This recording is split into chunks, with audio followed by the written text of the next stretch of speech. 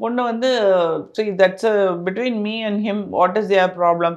அவன் வந்து படிச்சுட்டு அவனும் வேலைக்கு வந்து நானும் வேலைக்கு போயிட்டு we are going to get married.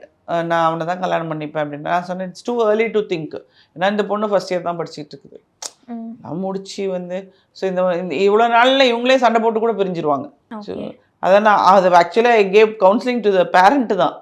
இந்த ஸ்டேஜில் நம்ம கூப்பிட்டு பேசினாலும் அந்த பிள்ளைங்க கேட்காது. ஏன்னா எல்லா ரத்தம் அதுவும் அந்த அடலசன்ட் ஏஜில் அவங்க செய்கிறது மட்டும் சரி அப்படிங்கிற ஒரு நினைப்பு தான் இருக்கும். அதில் வந்து உங்களுக்கு biologically they have changes in their பாடி. ம். ஸோ அவங்க அவங்க அவங்க செய்கிறது தான் கரெக்டுன்னு அவங்க சொல்லுவாங்க. அதை அவங்க வந்து நியாயப்படுத்துவாங்க அதையும். ம்.